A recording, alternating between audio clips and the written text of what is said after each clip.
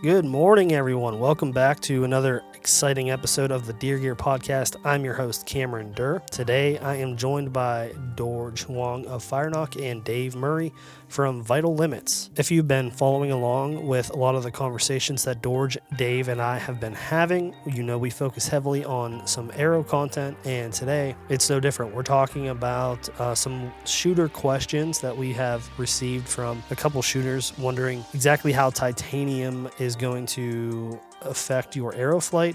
Specifically, how does titanium in your bow increase your point of impact from your arrow? It gets a little technical, but it is good information. And if you are interested in titanium, stick around for that. But also in this podcast, Dorge is fresh off of Total Archery Challenge in Tennessee, and he has a bone to pick with the 166 arrow. So we talk about the shortcomings of 166, where does a 166 come into play, and we talk a little bit about the construction of the new Exodus NIS 204 diameter shaft, which I am super excited about. And as you can hear in this episode, Dorge is also really excited about this arrow. That arrow shaft will be coming very soon. So if you're interested in that shaft and that's what you've been waiting for, it's coming soon. So listen to the second half of this podcast where we talk about arrow shafts, construction, and diameter. But before we get all into that, guys, this is the most exciting time of year for me. My gears are switching over to deer heavily. Velvet is starting to grow and the pictures are coming in, and I'm getting super excited. There's no better time than right now to save on Exodus products. If you've been eyeing the Exodus products for a while now, you are in for a treat. In celebration of our 8th year in business, trailblazing the trail camera marketplace, Exodus is offering exclusive campaign for you guys. Until June 12th, you can save 25% on the entire Exodus website, but with a deal this great, it's only good for the first 300 renders and 300 rivals. So if you go to use my code DG on an Exodus render or Exodus rival, and it doesn't apply the 25% savings, that code is used up. The 300 renders and 300 rivals are gone. The good news though, if you've missed out on the trail camera savings, you can still save 25% on anything else on the website, including the Exodus MMT arrows, until June 12th. All you have to do is go to the website and use code DG at checkout to unlock your savings. In case you need some more enticement, let me tell you about the Exodus Render and the Exodus Rival. The Render is our flagship cell camera powered by Verizon 4G LTE. This camera boasts lightning fast transmission times, making it one of the speediest in the industry. Plus, it's incredibly user-friendly and dependable. That camera is normally $335 on the website, and with 25% savings, you're getting it for around $250, which is amazing. And new to Exodus this year is the Exodus Rival, the budget-friendly cell camera that does not lack in performance or features. That camera is on the website for $179.99. Use the code DG to grab this camera for under $140. Backed by a 5-year no BS warranty with theft and damage coverage, this new camera is simple, reliable, and dollar for dollar, one of the best cell cameras on the market. And as I said, the Exodus MMT is going to be discounted 25% until June 12th. So if you need an arrow that is tailor built to your specs, matched weight, arrow to arrow consistency, it just doesn't get any better for $240, the Exodus MMT. But you can save $70 a dozen off the MMT arrows with the code DG. Guys, over the 8 past years, we have continuously proven our commitment to building high quality, reliable products that flat out work when it matters most. Join us, the Exodus family, and experience the difference for yourself. Head to ExodusOutdoorGear.com and be sure to take advantage of some of the very best savings of the year by using the code DG at checkout. With that being said, guys, thank you for your support over the last 8 years. We couldn't be any more grateful. Now let's get into the podcast.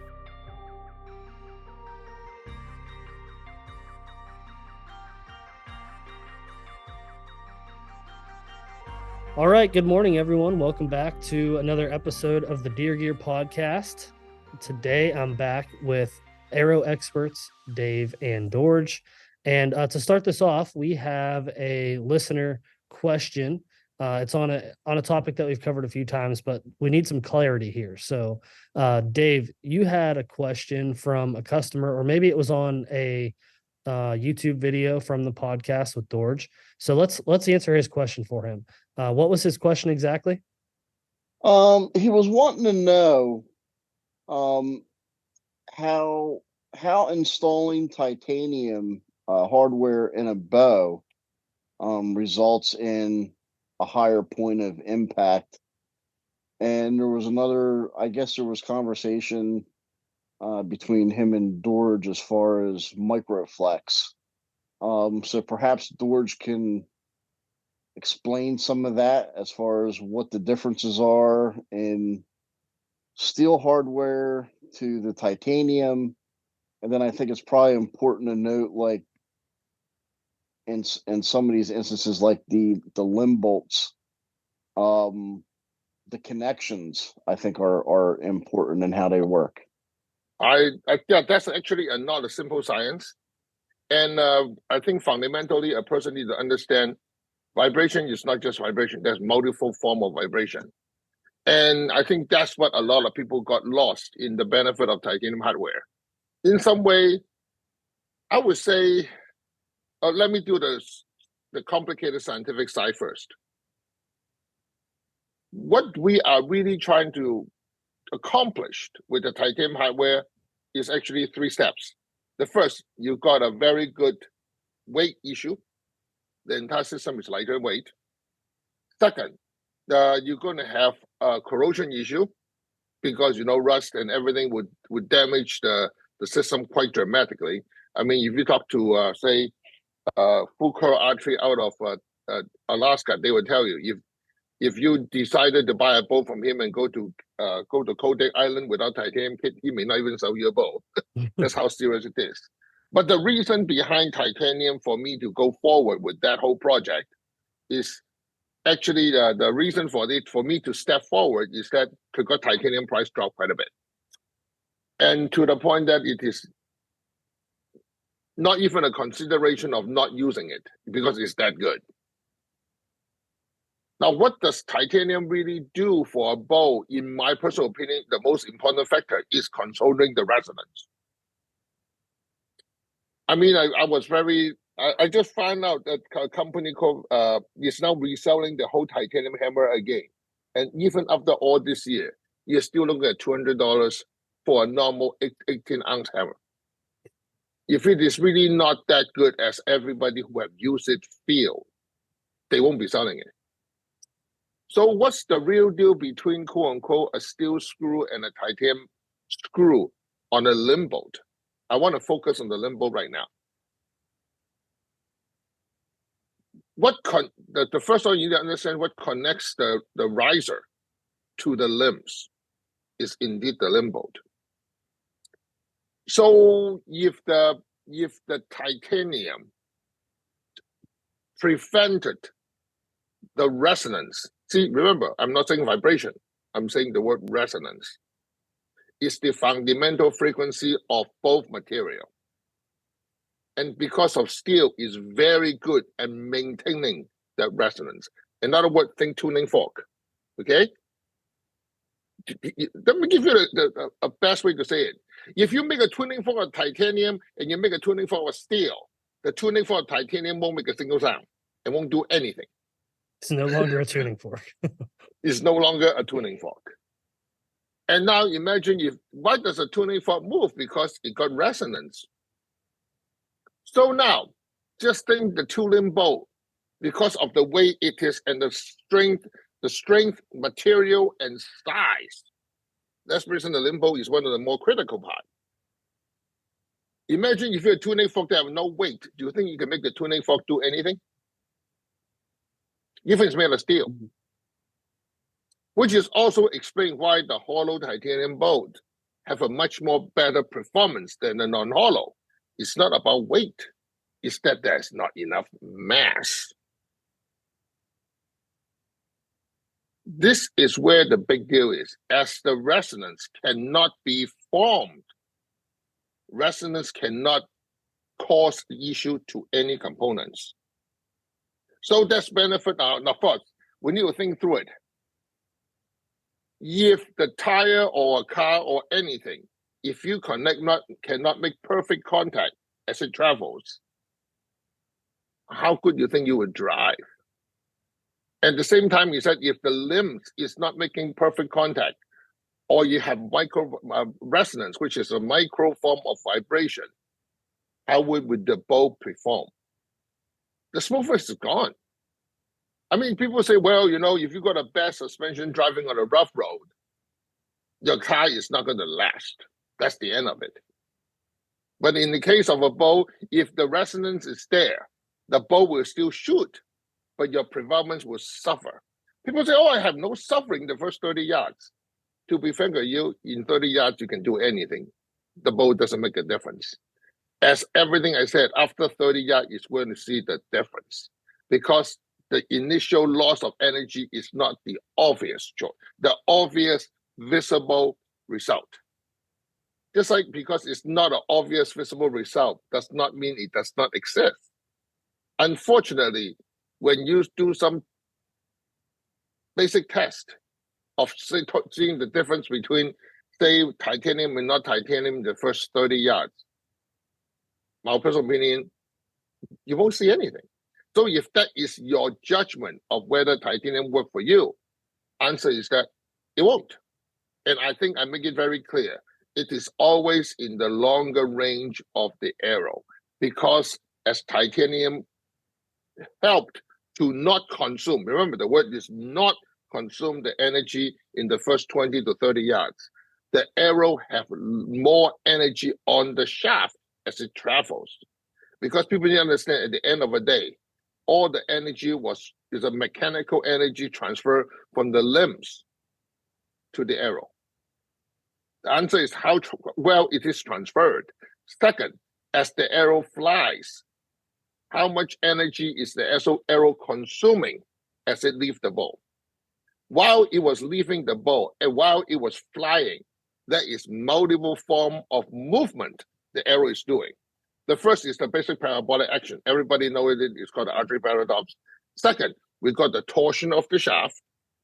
The third, we got the drag of the vane. But then people also forgot about how some arrow was flapping so bad, the drag of the vane become critical.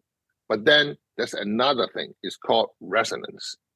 That means now imagine you're drawing a sine wave, which is basically your big S curve, right? Now on the S curve, draw draw teeth on it. That's your resonance.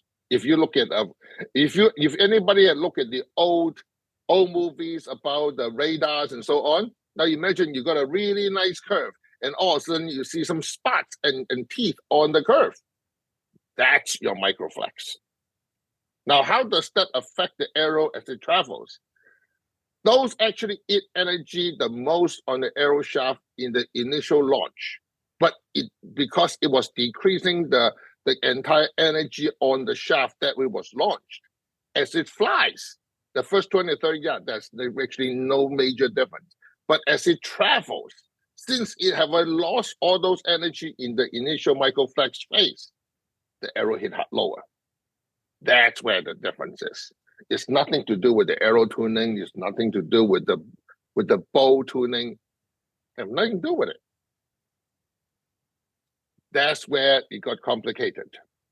So on in the first 20 or 30 yards, why doesn't it have an impact? Is it because the arrow is still recovering? No, because there's enough energy. Okay. The variance is not there. I mean, the initial phase, it is still the same. I mean, just like if you do not have a good, just like you don't have a good vein and you're the good vein, and then you shoot it out with the first 20, 30 yards, it's pretty much the same. But if you got a good vein, as you travel longer, the arrow hit differently. Sure. Yeah. Just like if you don't tune your bow well when you're going to shoot at 10 feet, well, it doesn't matter. You can't see it. Right. I noticed that with the arrow builds that when I was testing a 2.0 concept system, it being a heavier shaft build at like 20 or 25 yards, it hit 2 inches lower. But at 50 yards, it tacked up plus 6 inches on top of the other arrow, which it made up a total of 8 inches. But the difference was so significant between, the starting point of, say, 20 yards and then the end result of 50 yards, to come up with, equaling, it made up for 2 inches and then stacked on another 6 inches is significantly better in arrow flight and a heavier arrow, which, at first surface reasoning, you would think that the lighter arrow is going to just, dominate all the way through, and that wasn't the case. Yeah, that makes sense. I guess that what was that customer not really, or not? I guess he's not a customer. What was he trying? What wasn't he grasping on the transfer of energy? I don't think it's not able to grasp. It's not the word able and willing are two different things. Because me and they both face customer who, first of all, when they call you, they already have an answer and they're calling to argue. That's where I see a lot of problems. When you believe what you believe is only the only belief, there's no amount of reasoning that can be spoken to change it. Yeah, that's fair. Dave, you mentioned something about knock tuning in this process. What was the question there? For the bear shaft tuning, in there, the I guess the remark was, or the comment was, that did you bear shaft tune it and test it after that? But in order to step out of the bear shaft tuning, which really doesn't have any relevance to this, because I mentioned that, I can use the PAP system, I can spine locate, I can get a consistency of my arrow doing it that way rather than bear shaft tune, and switch hardware and see a difference. And I think there was just a lack of understanding there, that I don't know if the shooter commenting understood what I meant by the PAP system. I sent him a link on the, I think it was Rod White who did the National Archery Association advanced arrow calling, which he describes Dorge's Fire Knock PAP system as what he uses. And he also went into detail on there how he filmed that, I think it was over 3,000 frames per second. And when you spine locate that arrow, they would always have the dynamic bend flexing upward, which, was marked and located. So as far as gaining the arrow consistency and then testing it to titanium, whether a shooter wants to do the, bear shaft tuning or we do the use the PAP system, is kind of a moot point as long as you got consistent arrows. Now, I understand the point where if you don't have spine located arrows, whether you did it on a PAP system or or your bear shaft tune, I mean, that could be the issue where you have flingers, but that's not the case. Clearly, I've built arrows for several 8 years. It's already making a preconceived idea that I don't know what I'm doing with the arrow, therefore I can't properly test titanium. And that's that's definitely not the case. And I think that just a lack of connection or the understanding there with the PAP system.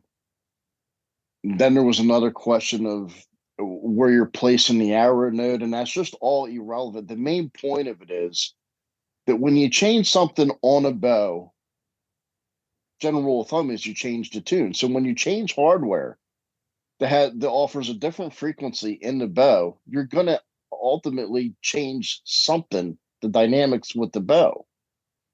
So you change its ability to function. It's just how significant it is and at what range.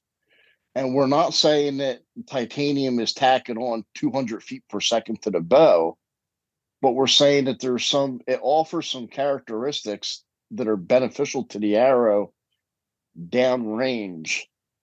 And when we start figured in not only the titanium, but we figure in the arrow build, nice, offer limb suppression.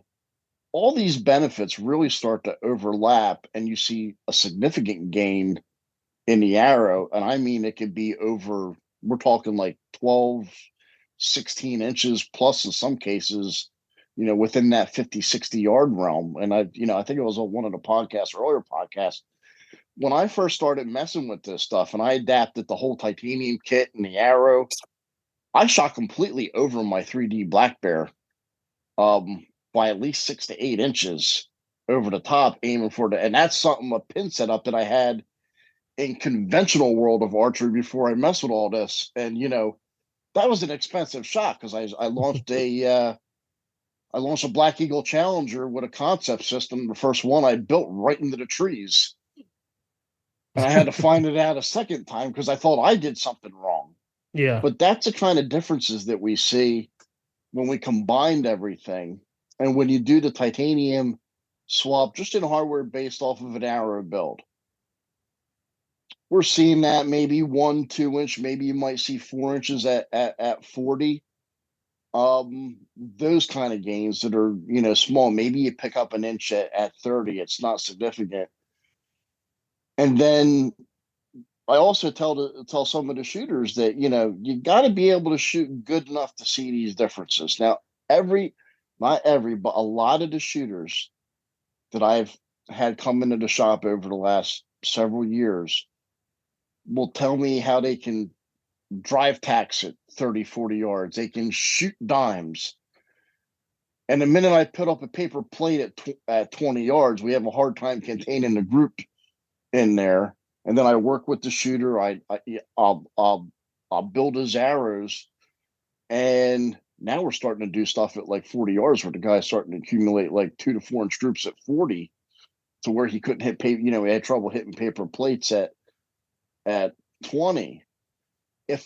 If you send a shooter like that a titanium kit and he doesn't get the arrow build and he can't see that 2 to 4 inches of difference just in his normal shot, he's probably not going to like the titanium kit other than, it makes his bow a little bit less weight. Yeah, I more think corrosion resistant. Yeah, I think that's a really good point that is probably missed sometimes with being good enough to tell that there's a difference, because I'm that guy at like 50, 60 yards. I can't, I'm not good enough to outshoot the titanium kit. Like, I don't know. The benefit to me for the titanium kit was a quicker target acquisition because I wasn't able to like I know it's happening, but I'm not good enough to tell I'm pulling shots or I'm hitting here one time and I'm hitting 5 inches low. And that was just me, So, I think that's a good point to make, is that it's not going to be that it might not be the kid, it might be you. And that's hard to admit sometimes as an archer. Right. Yeah, that's the reason I said to a lot of guys, when you buy a performance part for your car, if your car is not well tuned and you're not a good driver to start with, and you buy a performance kit inside the car, nobody knows there except you. And if you can't feel the difference, that's not for you. Right. Which is why since day one, for most of my high performance part, I do have to use the word high performance. I did offer everybody a 30-day unconditional. So, some customers, so first of all, I'm not here to argue, we're here to discuss. At the same time, like everything is not for everyone. Just like I told, like some people say, oh, drinking warm Guinness is the only way. I may not agree with that. But at the same time, if it's not for you, then you shouldn't have it. Yeah, you're not going Right. to catch me drinking warm Guinness. I'll tell you that. Right. Well, being brought up in Hong Kong and seeing people, the traditional way of drinking Guinness, well, that's what I learned to do that. Well, now just like, I want to bring back to the next subject we want to talk about, is that when I just come back from, no, actually not. I come back from Total Archery Challenge in the Tennessee. How do I say it without being offensive? You know how many people are using 166 size arrow in the Total Archery Challenge? Yeah, there's no wind drift, Dorge. That's another good one. Just to put it this way, I saw 20 guys sitting on the thing shooting at the bison, which is 105 yards from next to the bear booth, the bear tent. I was down there a few times because I want to talk to John and Nate. He is now the head honcho in bear. I was looking, say, you're shooting at the bison, right? I said, yeah. Then we both just laughed. About 20 guys shooting at the bison. At the end of the day, there's only 2 arrows on that round. There was 2 arrows on the bison. That's 20 guys shooting at it. That's not good odds. By the way, that 2 arrows is not. One of them is in the kill zone. Yes, the other one is close. I think that bison target is really pretty safe. They won't. It doesn't feel to behave like a porcupine at the end of the day. And guess what? Most people shot at that moment. 166. I don't know when I'm going to get this message across, but hey, if that's what people want to do, that's what people will do. And not to mention, this is, which I really like Total Archery Channel because it really tested people. What happened when they really start shooting a long distance? What kind of problem are you facing? Because I don't think a lot of people recognize. Just like the backyard guy, he shoot 5 arrows. Also, oh, look at this arrow touching each other. Maybe the guy already shot 10 shots and that's that's on the target. Mm-hmm. But you can't do that when you are in Total Archery Challenge because everybody is standing in the same spot. And unfortunately, I'm there to see it. So why do people really, really, really want to shoot the 166? Well, I can't dismiss the cool factor. It really is very cool. I make them. I love them. I mean, you know what I sell the 166 mostly to? The target guys. Really? Yes. Most of them, the NFAA, the National Archery, and so on. They Indoor? Are the biggest customer. Indoor and outdoor both. But the reason for that, because the 166 for durability, it's pretty hard to beat. It's pretty hard because actually, as a matter of fact, I just did a build for a lady who shoot the 43 pound with the 24-inch draw. Her arrow was 22.5 inch. And original, she was shooting 700 spine. I give her 400 with the arrow concept in it. The difference in weight is about 75 grains. But she, at a long range, we're talking long range, that's about 70 meters and out, or even 100 meter. She's getting better results. That means she's on target and getting points. Sure. In most cases, people never believe it. But think about it. If people are that handicapped with the 26-inch draw length, with the barely 43 pound draw weight and 26-inch draw length on a 24-inch arrow, oh no, sorry. She got a 24-inch draw because the arrow was 22.5 inch. People say the arrow will not fly. Well, I hate to differ because she's getting scores. And by the way, she is ranked number 10 in the nation. So it is a 15-year-old lady. So I like to work with people who are in that process because they don't have that preconceived notion. But then why do I pick 166 over 204 over 300? Because they are shooting a target that stack a whole bunch of arrows. Would I prefer 2364 over the 166 for performance? Absolutely. Because you'll get better. If the both arrow are 100% identical weight, I will guarantee you the 2364 will penetrate deeper than the 166 at 70 yards. It's not a if. And you're cutting lines in the target world. Correct. But now I learned from one of the old shooters, one of the Japanese shooters who have did a fantastic video. It doesn't matter how big the target is, at the end of the day, the center is the center is the center. If you have to rely on the arrow to cut the lines and not be at the center, I think you're practicing the wrong way. Yeah. So the idea is that the 166 shaft itself is just able to take a beating. If another shaft hits it, it's more durable than a 300 because of the wall thickness. Correct. It's the ratio of wall thickness. And I mean, just like if anybody, so remember a few podcasts ago, we talked about the shaft responsiveness based on thickness. If two identical fishing rod or two identical arrow in this case is the same weight, one is a larger diameter than the other.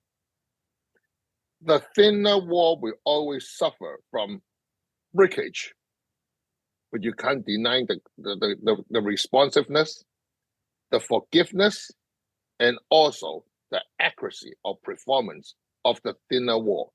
Is it true in every single statement, except durability? Yeah, that's just look at the shaft, take the knockout, look at the shaft, and see how much surface area you have there. How much material. Well, just remember, the thinner the shaft, the smaller the diameter, the more material you have to use on the inside to get the same spine. Yep. So technically, on say a 204 and a 166 identical in spine, there is more material has to be used on a 166 compared to 204. Right. Because a thinner, thicker wall shaft will not have the same ability to resist bend as a larger shaft. So now go to the next step. So wouldn't we use always the bigger shaft for hunting? Answer is that we should, but we wouldn't. And in most cases, for people that are price conscious, they shouldn't. I mean, because they are just not that durable. I mean, for the super lightweight 246, I would say I remember that the Carbon Express Blue Twig Select or the High Country super thin, ultra high modular carbon arrows. They are fantastic in performance, but then if you touch anything, they are gone. Yeah, hit a rock or hit the target the wrong way, or simply the arrows slap on each other. They are gone. Yeah. So why did people? But then what is the balance? I mean, when 246 comes out way back in 1980s, I believe 246 was first introduced through Gold Tip. Why did he choose that size? I think that's a very good question, and I asked Marvin on that one. He said that based on thickness of wall, the material at that moment, and ease of build, the 246 is indeed one of the very best for manufacturing efficiency, for responsiveness, and also give people a better feel. Because remember, the carbon arrow are actually thinner before the Gold Tip Pro Hunter comes out. The Beemans are actually thinner. Then for actual hunter today, what arrow shaft do you choose? We at Firenox truly believe with the high let-off compound bow today, you should be shooting 300. But everybody just don't like the shape of it because it look like you're shooting back the 2219. The aesthetic of it. Right. But the question is that, what's wrong with the 2219? A lot more deer have been killed since from back then to now on the 2219. So the size is really not a major issue. It's aesthetic, as you said. So we want to make stuff that people want to shoot. The more you like it, the more you're confident in it, the better you are a shooter. That's a fact. So when Easton come with the 204, which is when the Access first comes out, does it merit? It took me a long time to think about that. I would say from the marketing point of view, from what Easton manufacture the Access arrow, answer is yes, it do have merit. The 204, I think, is a good balance between the 246 and over 166. Can the 166 one day be better than a 204 because of material change? Yes, it can be done, but you're going to pay a lot more. A lot more. We at Fire currently make the 1662. I would say that even that is not, even with that, pushing everything together, compared to a 204 build, the 166 still is a little bit lack. And it's a very expensive build. So unless you are a target archer who have a special requirement, I would never touch the 166 for everything. Because I at one point, because everybody's saying how good it is, I have a full dozen of X Impact 166-300. No, the performance is nowhere close to my my Carbon Tech Rhino. Really. So in order to make every customer happy, I did build the 204 and I also built a 166. As a matter of fact, with Exodus, I actually went through another round of 204. So right now, technically, from my factory, there's 3 different 204 coming. The first 204 is our traditional 4K weave. Unfortunately, the arrow is about 390 on a 300 grain. That's a fantastic, what you call it, Africa big game, your Texas pick forever, you know. Then I got the 1.5K 4K. That's a lightweight build that have all the patent ability of the finer arrow weave and still a reasonable lightweight. Is it as lightweight as an Eastern Access? No, but you got its characteristics. That's the arrow. I mean, that's the arrow that I hunted with all last year. Yes, that's the one I built for you. But then, of course, that arrow is reasonably expensive. Actually, it's what's the most expensive arrow we have. The arrow is about $220 a dozen. To be fair with you, if I do not use my model, I mean, if I use a traditional model of retail, the arrow should be $440 a dozen. Woo. No, I'm not joking.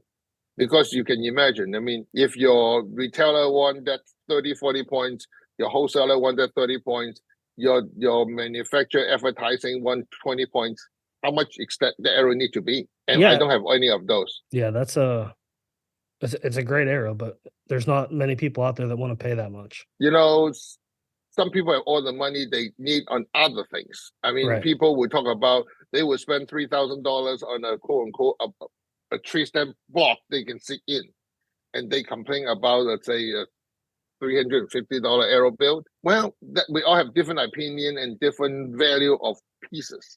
Now, on the 204, which I'm very excited, you should be seeing that very soon. I'm excited. You guys. Yep, I'm excited. What is different about the construction on that arrow? Well, that 204 is, first of all, is based on our sport weave design, but it doesn't use the weave.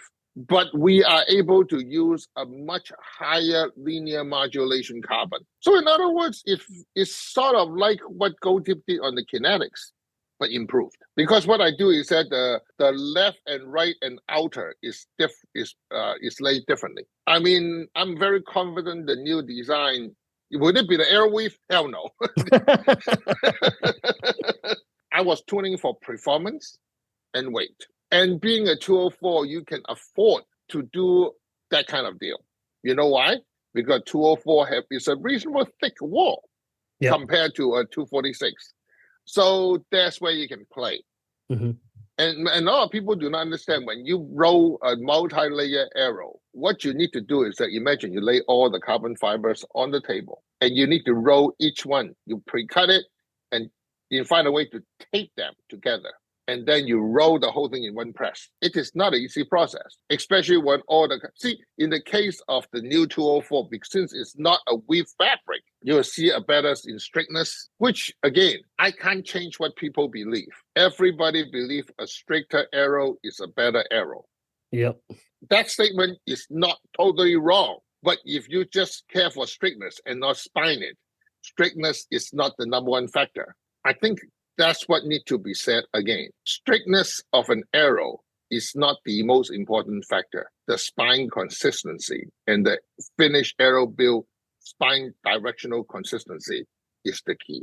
Because so many customers are using the 246, but 204, because they have such issue with 166.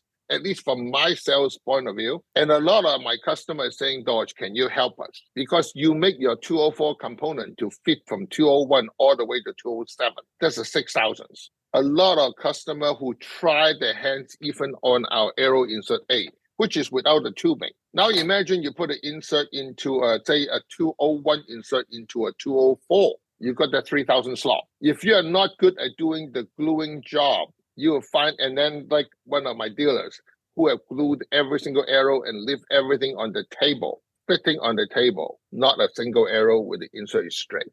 You need to hydro flow your insert and stand the arrow straight up after you spin check it. If you don't, it will guaranteed every insert will wobble and not be accurate. Yep. So how do I help them? So as of 1 month ago, I decided to make a whole new set of 204 H and A. So the 204 size, the OD of the insert is 201,000 to 202,000 because I want to able to fit every every single arrow. But if your arrow is 204,000, you're going to have at least 2,000 to 3,000 slot in it, right? Yep. I think that 7,000 is too wide a gap. Mm-hmm. I decided to cut that in half. So I'm going to make another whole set of insert called a 204 whatever with the word 4 on the very back. So I'm going to cut the insert into two groups. Anything without the word 4 in it is for to fit 201 all the way to 204. The word that 204 is anything in 204 and up.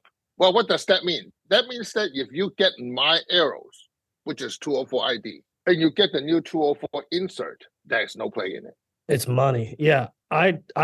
So we have some, we got the components, and I was messing with that, and I didn't know that you made it a new size. And I went over to Chad and I was like, Chad, look at how well these fit in here.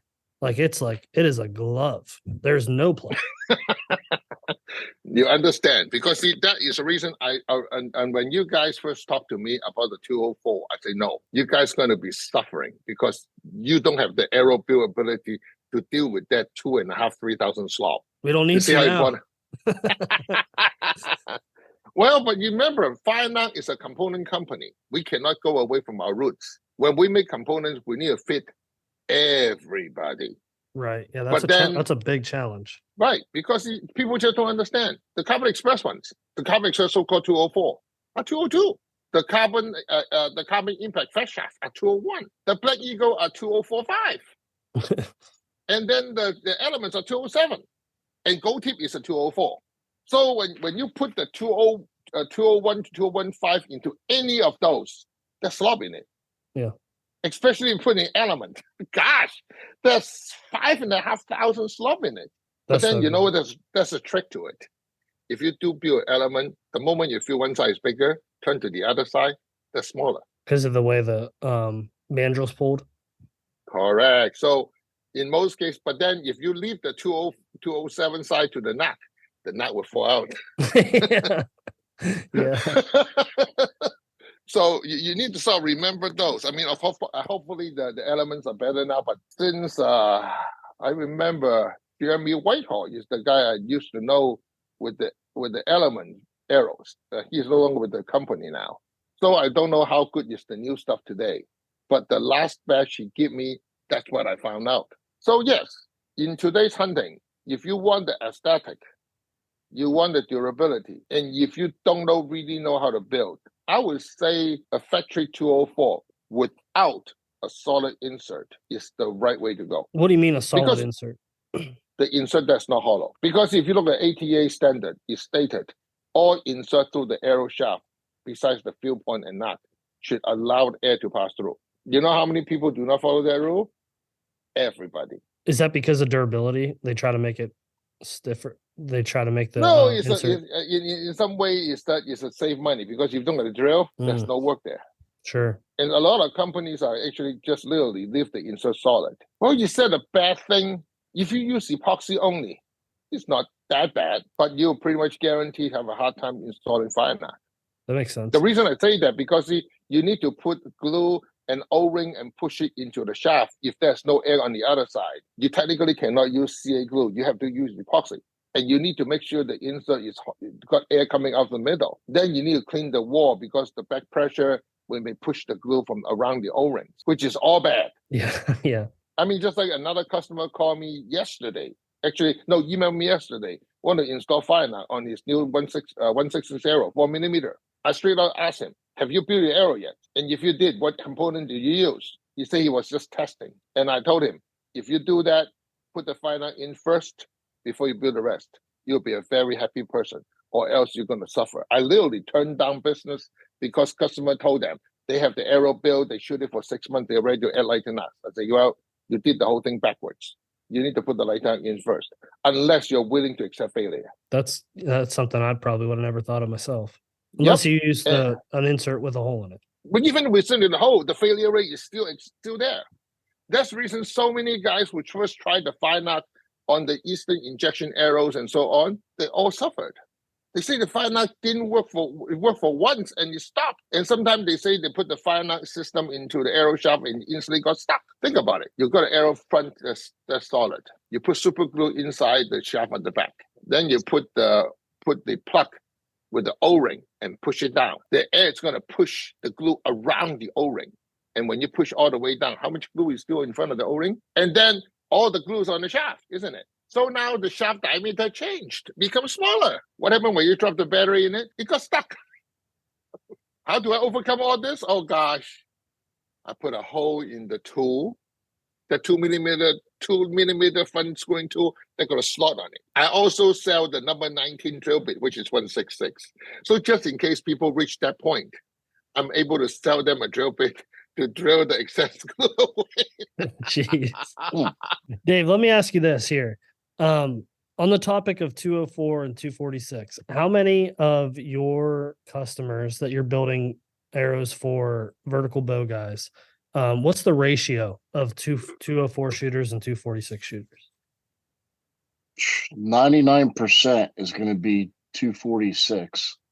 Is that based on your recommendation or what they are coming to you wanting? Normally when they come to me wanting an arrow build, they see my arrows and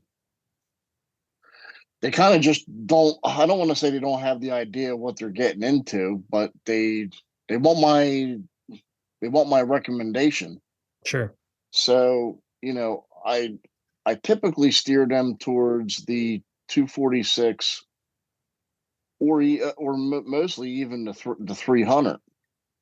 When I talk to them about, because some of the people, they want the heavier weight build, and you can really build a heavyweight 246, but it starts getting expensive. Sure. So usually when I talk to them about a 246 or a 204, once I start getting around to the price, that kind of just goes away, because when you start adding in stainless on the half outs, you're already at like $40. There's two different size tubes. You can go to the heavyweight, which I think are like, what are they, $80, George, for the heavyweight? Yeah, I mean, the heavyweight tube, $40 a set. Because to be fair with you, the $40 is actually charged very cheap, because the 166 heavyweight inner tube is technically is based on the 125 Olympic target arrows and cut them down to 6 inch. So I mean, it's when you start talking over $300 a dozen in arrows, you start losing people, and that's where, like in a 300 shaft, like in the sport weave, I could build, if they want a heavy arrow and they want to get over that psychological factor of the fatter arrow syndrome, I can build them, something with a 100 grain insert in the front with the concept tube, and still maintain that right around that 220 a dozen area, and give them a heck of a stout arrow. Or if they want to narrow it down to the 246, I can build them, just an overall nice hunting arrow that'll be good for anything. So, some of it weighs into they want a better performing arrow, but they want an arrow that is not going to break the wallet too bad. Sure. And that's where I think the 246 comes in favorable, sticking that $200 range with the arrow. Yeah, I think that makes sense. I think, and I think a lot of the shortcomings to a smaller diameter shaft is the components themselves, especially on the 166. Like my first thought, George, when you were talking about that Archer shooting a 166 because it was more durable, my head instantly was like, to me, that doesn't make sense. But I'm thinking of it from a hunting perspective and your component options for a 166, like with the outsert, the collar system. Those are the first things to break because the shaft itself isn't, maybe it's not less durable, but the components themselves are the shortcoming. Well, Now actually, we that's have the concept system for the 166. Yeah, that So changes. it's not an outsert like it was before. It's basically a male-ended insert kind of deal, and we got the reverse happening with the points are threaded in. So it's a very unique system. Yeah, actually, that's a big benefit. That's a big difference than like compared to just a standard 166 shaft. Take the full 166 is not a full. It's a full out. It's not an outsert. It's a full half out. Because if you look at the traditional 166, besides the final arrow outsert or a true outsert, the entire field point is in front of the shaft. Yeah. Then technically at that moment, you will just increase the total length of your entire field point plus insert. Mm-hmm. That's never good. No. You want that to be always to be the shortest. But then if you look at it, just like I remember vividly, one gentleman out of California telling me that he solved 100% of every problem 166. He make it in titanium. As a matter of GL5 titanium. I told him it won't work. It will bend. It will break. He said, "You don't understand titanium." I said, "Do you know I'm one of the biggest suppliers of the titanium in archery and other things?" Mm-hmm. Or just so you know, like my Jeep Grand Cherokee, all the lug nuts on it, titanium. His office chair is titanium. My office chair is titanium in it. Because I get sick of those two side bolt rusting. I know sometimes people say I overdo it. So I think I know titanium well. I think so. And then, yes, 166, take a closer look at that. It's like, it's a matter of leverage. Mm-hmm. I don't care how hard the material is. I mean, just like the strongest material on this planet of tensile string in material is spider wire. We know that. But when you are so small, that's not enough strength. Oh, no, spider web is strong. No. Put your hand out and grab a spider web and see how fast you can break it down. The thing is that there's not enough structure there. Right. Yes, you put that spider wire and you spun it into, say, 0.23 millimeters. It will cut your fingers in a heartbeat. But the difference between the spider wire on the spider web and the spider wire on your fishing reel is size. Mm-hmm. Same thing again. When you deal with a 166 with titanium, the only diameter you're looking at is the 166. Mm-hmm. And then when you look at the outside diameter of your field point, it's 8 millimeter. Now you look at that, the entire field point, whatever sticks out in front, plus the bottom of it, there's another 15 millimeter, plus the ending. So add to 18 millimeters, plus whatever forward. That whole thing is putting a leverage on the 166 edge. Mm-hmm. I don't care how strong it is, it's going to break. No, not the word break. It's going to bend. Bend, yeah. Which they all did. Every one of them bend. So how do you overcome it? Very simple. Since you are dealing with that specific size, what you need to do is use the outsert. Now, what's a great thing about outsert is that the outsert that we design is based on 34 millimeters, 70 millimeter in the front and 70 millimeter on the back. Those are very critical numbers because if you look at the ASA standard of a field point size and also on how the neck it is, at the end of the day, the weakest point of an arrow is the strongest point when you use an outsert based on a 166. So you do not use a simple design and try to put in every single size, because every single size have difference in it. Because if you do not do all the pieces, you're going to end up with failure. Failure as in bending. So that how does the 204 getting better? The 204, as I say, as you increase the size, other design come into play.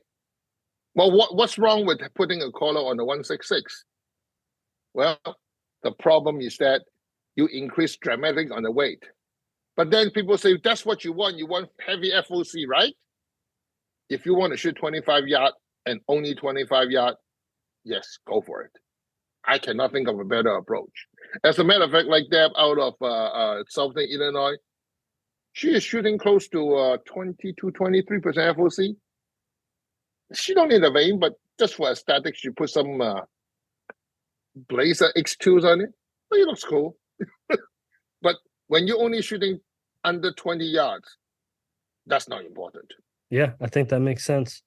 Dave, do you have any concluding remarks here today on this Thursday morning? I would say regarding the titanium, if you're curious about it, buy it, try it out.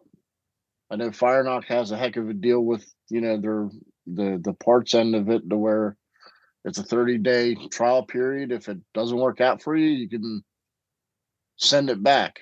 I do a lot of crossbow builds and vertical bow builds using titanium, and I can say that I have happy customers once it's done. So explore it.